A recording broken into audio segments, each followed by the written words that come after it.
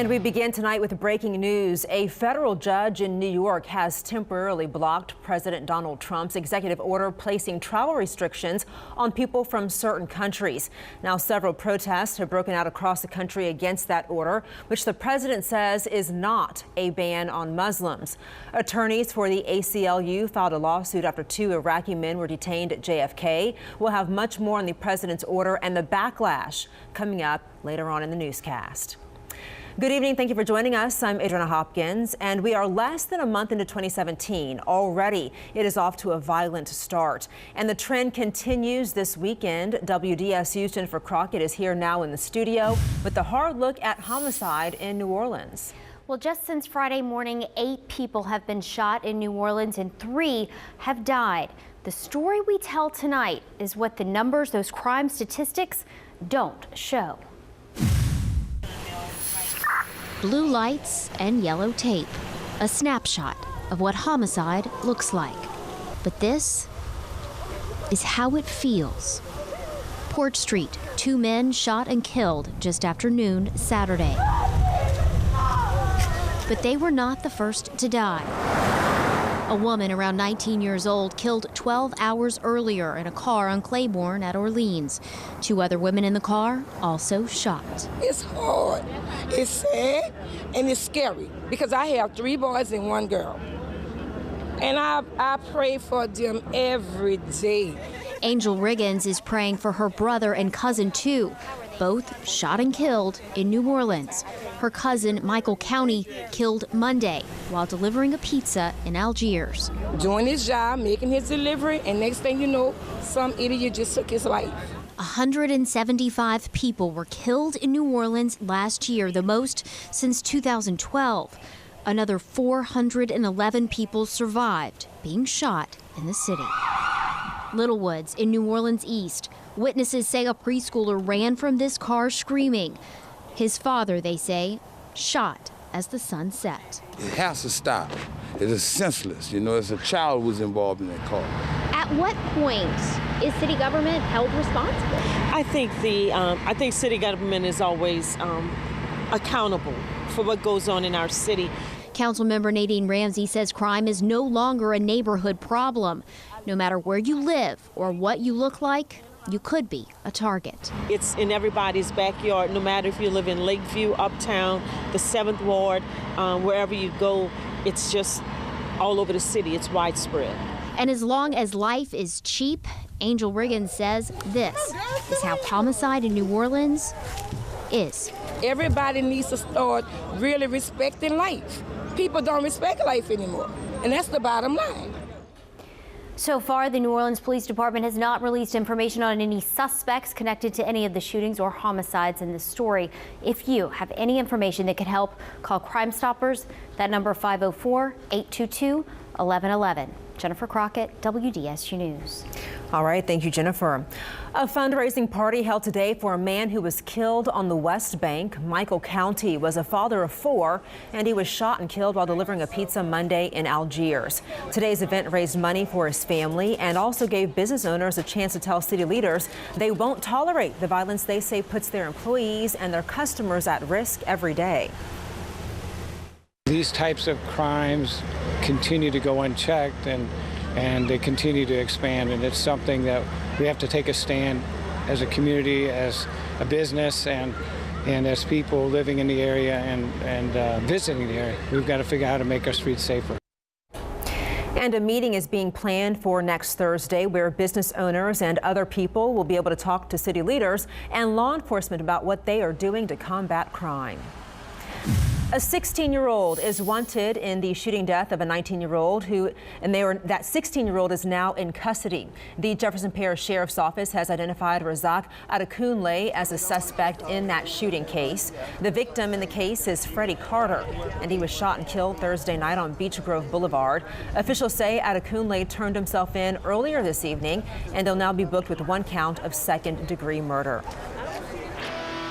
A live look outside now. A cloudy day ended with clearing skies and, of course, chilly temperatures. WDSU meteorologist Daniel Graves has your weekend forecast. Hey, Daniel. Hey there, Adriana. And what we're seeing is pretty much a cloudy day today, except as we headed towards the sunset hour, where we started to get some sunshine, and those clouds are going to continue to thin out as we go through the overnight hours, and that will make for some chilly temperatures. Let's look at radar right now and what we've got still. All right, we'll see you in a few.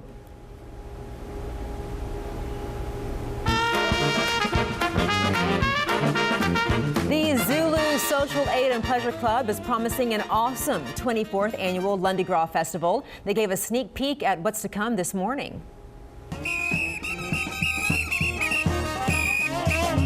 The second line of Zulu members made its way to the Audubon Aquarium for the annual press conference, and leaders say they want everyone to attend and experience what Zulu has to offer. The importance of Lundi Gras, which is the day before Mardi Gras, is the fact that the king arrives and he's going to be ready to board his float. So in Zulu land, we know that the king is here, that on Mardi Gras Day, we're going to have a king that's going to parade through the city of New Orleans. There will be 3 stages filled with local talent and favorites like the Rebirth Brass Band, Dwayne Dupsy and the Zydeco Hellraisers, and former contestant on The Voice, Tanya Boyd Cannon. Zulu's Lundi Gras Fest kicks off on Monday, February 27th.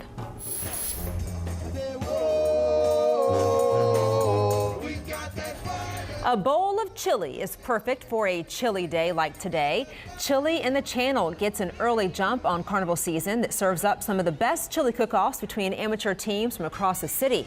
They were all competing for the Golden Chili Pot. Proceeds from that cook-off help support programs and students attending Renew schools. The Pussyfooters Blush Ball raised a record $38,000 for victims of domestic violence. That marching group teamed up last week for the annual ball, which benefited the Metropolitan Center for Community Advocacy.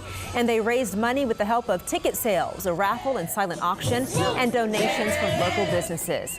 Last year, the Pussyfooters gave away $16 grand to the Metro.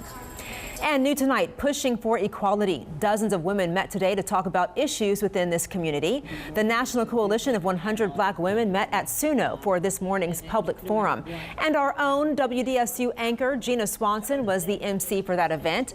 The legislative breakfast opened with discussions about economic development, housing, and the fight against crime in the community and educational opportunities. A lot of the people are here today because they want to make a difference, and so part of it was getting information from the council members and also finding out how we can be more involved to make sure that we're not just talking about the problems but helping to solve the problems. That coalition works within the New Orleans community by leading initiatives in schools and pushing students to continue their education in college. Still ahead here at 10 o'clock, a federal judge in New York blocks part of President Trump's latest executive order. For now, what is next for Trump's immigration order? Plus, the price of building a wall, how the president's plan for a bigger and better wall along the Mexican border could affect some of your favorite foods.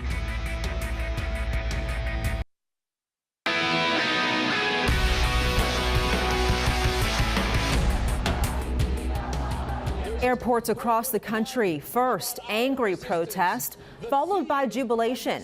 A federal judge has issued an emergency order temporarily blocking the U.S. from deporting people from nations subject to President Donald Trump's travel ban.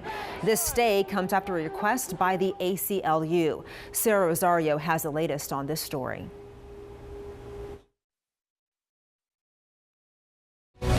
This evening, a nationwide stay allowing people detained at airports across the country who landed with valid visas to temporarily remain in the United States. We jumped into court immediately, overnight, and requested this emergency stay to ensure that individuals would not be returned back to their countries.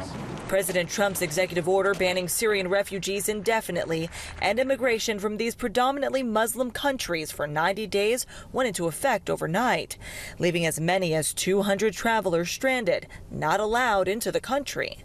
Let them out! From New York to San Francisco, thousands gathered at airports to protest the action. A single signature shut down the lives of many people trying to connect with their families. The president says it's to prevent radical Islamic terrorists. This notion that refugees are potential terrorists is at best an exaggeration because we do not have really any evidence that this happens. Is it a Muslim ban? Totally, it's not a Muslim ban, but we're totally prepared. It's working out very nicely. You see it at the airports, you see it all over. It's working out very nicely. As the president wraps up a whirlwind first week in office, 18 executive orders, 11 conversations with world leaders, and his first formal visit. Sarah Rosario, NBC News. And another executive order deals with cutting federal grants for immigrant-protecting sanctuary cities. Earlier this week, Mayor Landry released a statement regarding that, saying New Orleans would follow federal laws and arrest violent criminals regardless of their immigration status, but also said the NOPD, quote, will not be President Trump's deportation force. He spoke earlier today on CNN to explain himself. The president's executive order doesn't trump a federal judge's order, not in anybody's imagination about how the law works. And so we feel like we're in compliance. We're going to continue to be. And I want to stress this to the people of America. The mayors of America are very interested in making sure that violent criminals, irrespective of their immigration status, are taken off the streets of the city. And we do cooperate with them on those matters and will continue to do so. President Trump's executive order also boosts the number of Border Patrol agents and immigration officers pending congressional funding. And overall, we had a pretty enjoyable Saturday. Yeah, temperatures were chilly and it was a little cloudy, but overall not too bad if you had any outdoor plans. And that will be the case for tomorrow as well. Just a lot more sunshine and temperatures just a little bit warmer. Here's your 7-day forecast. Gradually back into the low to mid 70s midweek, continuing into the weekend. Morning lows will be chilly for the next few mornings. Overall back into the low 50s. A slight rain chance though as we head towards next weekend. All right. Thank you so much, Daniel. Well, President Donald Trump could spark what is being called Guacapocalypse 2. Back in November, there was an avocado shortage for a few short weeks. But Thursday, the new administration proposed the idea of a 20% tax on imports from Mexico, the country that supplies nearly 90% of our nation's avocados. Stephen Luke talked to avocado factories about the possible effects of this taco terror. Eat them quite often on fish. Bob Lucy loves avocados. Instead of cheese and crackers, have, avocado and cracker. But not just how they taste. For the past 42 years, they've actually paid the bills. Is being bagged. These are organic 40s that are going to a customer. The big customers ranging from Costco to Whole Foods. During his career, he watched America's taste for the fruit explode, making the industry more about supply than demand.